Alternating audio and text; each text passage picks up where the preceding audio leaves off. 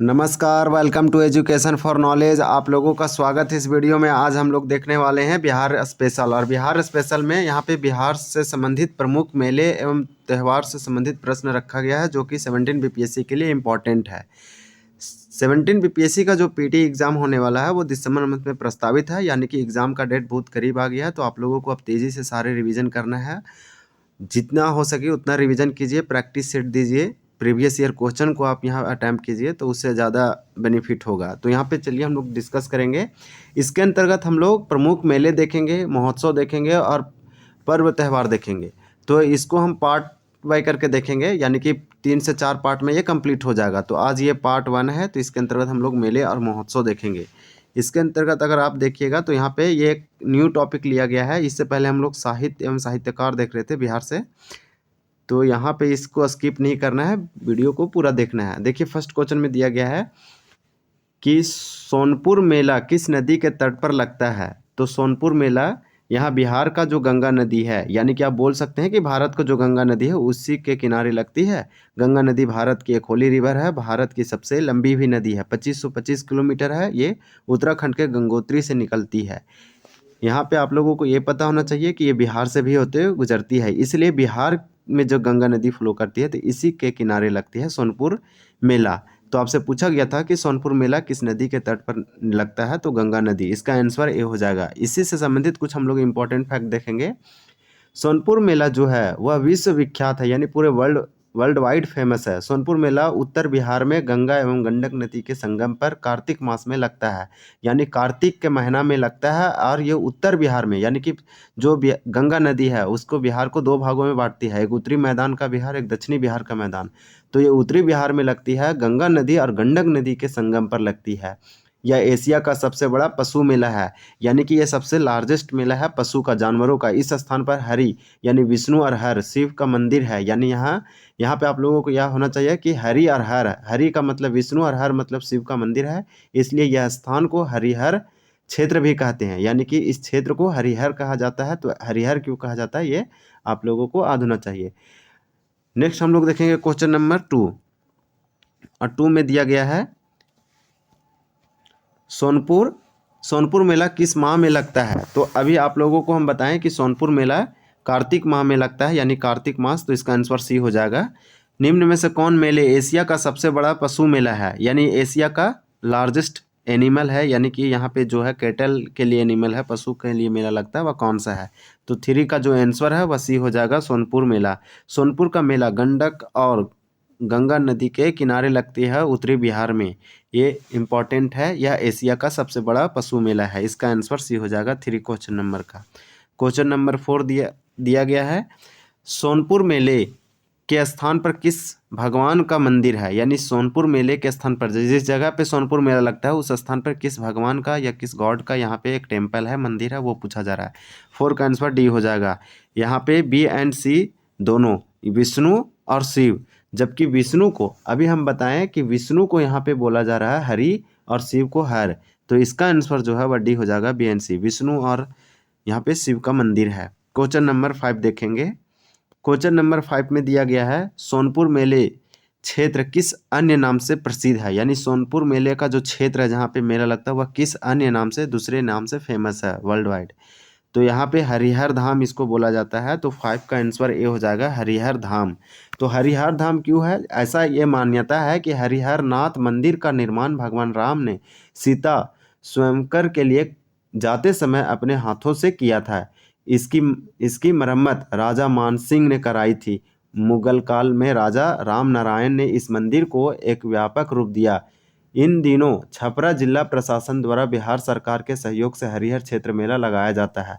तो एक इम्पॉर्टेंट है, ये बिहार के छपरा जिला, आपको याद रखना है कि छपरा जिला के प्रशासन के द्वारा बिहार सरकार के सहयोग से ये हरिहर मेला लगता है। तो छपरा जिला में लगता है हरिहर मेला, यानी कि यह जो सोनपुर मेला है ये आप लोगों को याद होना चाहिए। कार्तिक पूर्णिमा के प्रारंभ होकर लगभग 1 माह यानी 1 महीना तक चलता है। देश भर के प्रमुख पशु विक्रेता अपने अपने पशुओं को लेकर मेला पहुंचते हैं। तो इस प्रकार से ये कुछ इंपॉर्टेंट है। नेक्स्ट पॉइंट देखेंगे। तो सोनपुर मेले इस क्षेत्र का अन्य नाम क्या है, हरिहर धाम। नेक्स्ट देखेंगे क्वेश्चन नंबर 6। मुगल काल में किस राजा ने हरिहर नाथ मंदिर को एक व्यापक रूप दिया था। तो मुगल काल का वह कौन सा राजा था जो हरिहर नाथ मंदिर का एक व्यापक रूप दिया था? तो 6 का आंसर क्या होगा? 6 का आंसर बी होगा, राम नारायण। तो इसका आंसर बी हो जाएगा। क्वेश्चन नंबर 7 दिया गया है कि जन सामान्य द्वारा हरिहर नाथ मेले में किस घाट पर स्नान किया जाता है? तो 7 का आंसर ये हो जाएगा, कोनहरा घाट, यानी कोनहरा घाट के किनारे यहाँ पे स्नान किया जाता है। हरिहर नाथ मेले में किस घाट पर स्नान किया जाता है? तो कोनहरा घाट, इसका आंसर ये हो जाएगा। क्वेश्चन नंबर नेक्स्ट देखेंगे, ये 7 था, हम लोग 8 नंबर क्वेश्चन देखेंगे। देख सकते हैं यहाँ पे 8 नंबर क्वेश्चन दिया गया है। वैशाली का मेला किस जैन तीर्थंकर के जन्म स्थान पर लगता है? तो वैशाली का मेला किस जैन तीर्थंकर का, आप लोगों को ये जैन धर्म में टोटल 24 तीर्थंकर हैं और 3 जो महावीर था, यानी कि 24 नंबर का जो तीर्थंकर थे वह महावीर थे स्वयं। इसके बाद ये परंपरा को एंड कर दिया गया स्वयं, यानी कि 24 लास्ट हुए। तो टोटल 24 आपसे पूछा जाता है तीर्थंकर कितने हैं जैन धर्म में? तो 24 आपसे पूछा जा रहा है वह कौन सा तीर्थंकर था, कितने नंबर का तीर्थंकर जो वैशाली के मेला में इनका जन्म स्थान लगता है, यानी कि इन्हीं के जन्म का स्थान पर यहाँ वैशाली में मेला लगता है। तो वो कौन से तीर्थंकर थे, कितने नंबर के? तो 8 का आंसर डी होगा, 24वें, यानी महावीर। यहाँ पे वैशाली में ही महावीर का जन्म होता है, तो 8 का आंसर डी हो जाएगा। अगर आपको वैशाली मेला के बारे में जानना है तो कुछ फैक्ट आप सुन सकते हैं, जैसे में जैन धर्म के 24वें तीर्थंकर, तो जैन धर्म के 24वें तीर्थंकर कौन थे? तो भगवान महावीर।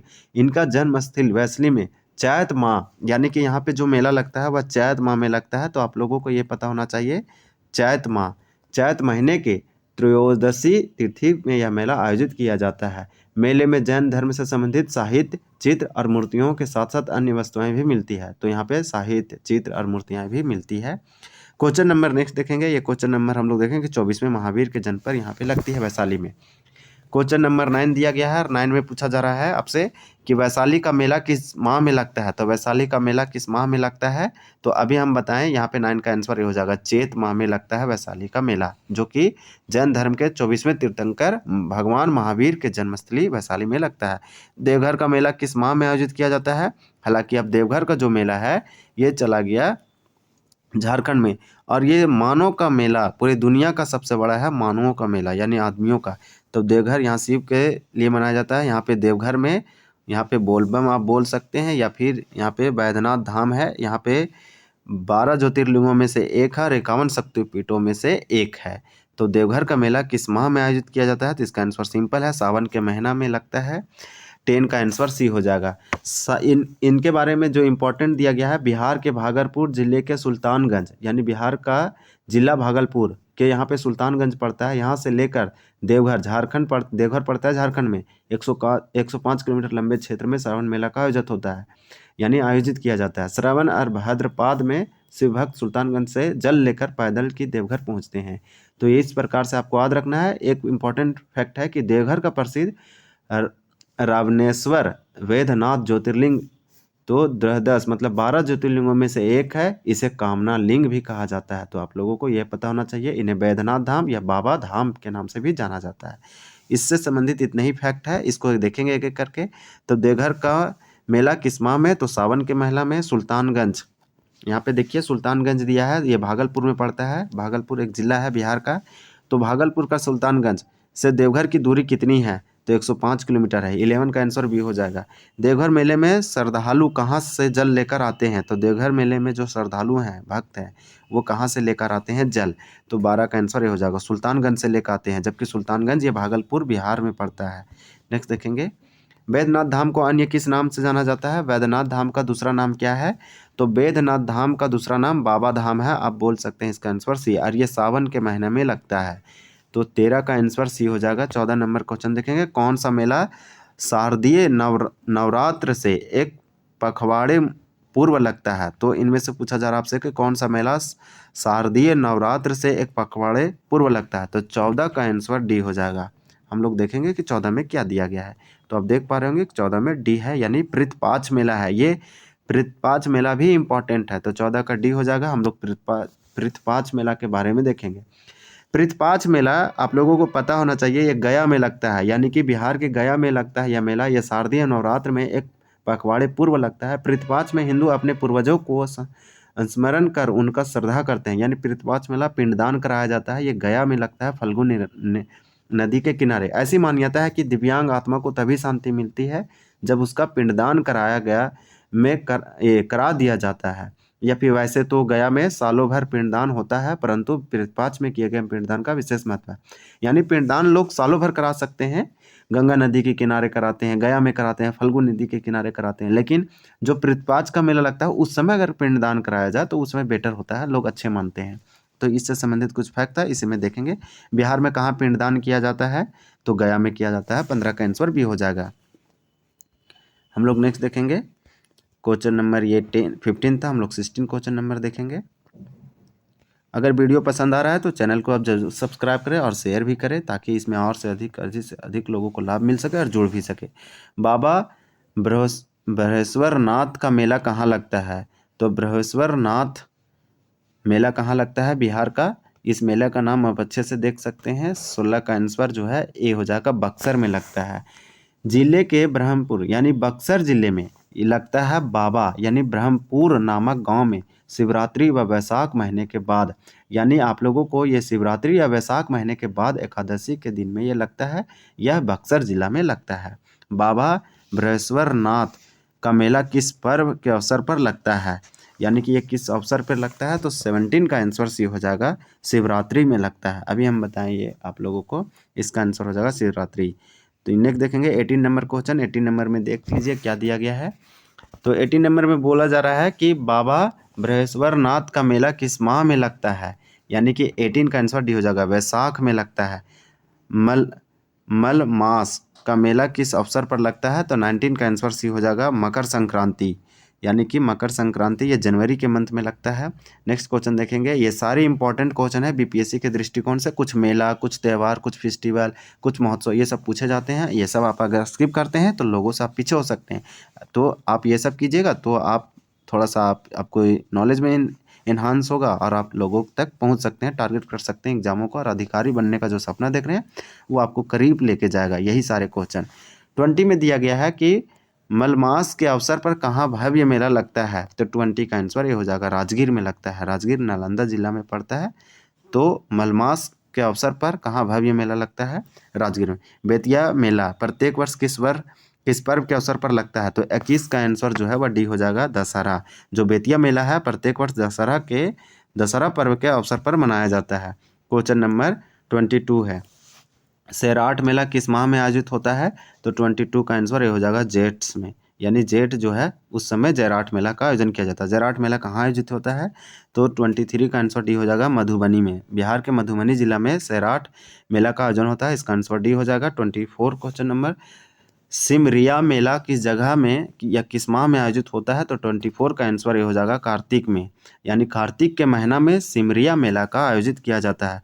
कोसी मेला किस माह में आयोजित किया जाता है, कोसी एक नदी है जो सबसे अधिक विचलित करता है बिहार को, बाढ़ का कारण, यानी बिहार का शोक भी कहा जाता है कोसी नदी को। तो कोसी मेला किस माह में आयोजित किया जाता है, 25 का आंसर भी हो जाएगा, पोष के महीने में मनाया जाता है कोसी मेला। सबोर मेला यहाँ पे पूछा जा रहा है कि सबोर मेला किस जिले में लगता है, तो 26 का आंसर ये हो जाएगा, भागलपुर में लगता है साबोर मेला। माधी मेला कब से आयोजित होता आ रहा है, तो 27 का आंसर सी हो जाएगा, 1881 से माधी मेला काफ़ी पुराना है, तो इसको याद रखना है। लोरिया नंदनगढ़ ये चंपारण के आसपास क्षेत्रों में पड़ती है, तो लोरिया नंदनगढ़ मेला किस जिले में आयोजित होता है, यानी 28 का हम लोग देखेंगे। 28 का आंसर जो है यहाँ पे आप देख पा रहे होंगे, 28 का जो आंसर है वह डी हो जाएगा, पूर्णिया में, यानी कि इसका आंसर डी दिया गया है, पूर्णिया। ककोलत मेला प्रत्येक वर्ष डैश के अवसर पर लगता है, तो ककोलत मेला, ककोलत जो झरना है यानी वाटरफॉल है, जलप्रपात है, वो बहुत फेमस है बिहार का, आप याद रखें। ककोलत जलप्रपात नवादा जिला में लोकेट है, यानी कि ये बिहार के दक्षिणी हिस्सा में है ककोलत। तो 29 का आंसर सी हो जाएगा, ये मेष संक्रांति के समय लगता है ककोलत मेला। क्वेश्चन नंबर देखेंगे 30, और इस वीडियो का ये लास्ट क्वेश्चन देखेंगे, इसके बाद पार्ट 2 में हम लोग देखेंगे जो रेस्ट बचा हुआ है। ककोलत मेला किस जिले में आयोजित होता है, यानी 30 का आंसर जो हो जाएगा ये नवादा, क्योंकि ककोलत जो ये जलप्रपात है वह नवादा जिला में है, इसलिए ककोलत मेला मकर संक्रांति के समय नवादा जिला में लगाया जाता है। अगर वीडियो पसंद आया है तो ज़रूर चैनल को सब्सक्राइब करें। देखने के लिए thank you for watching this video.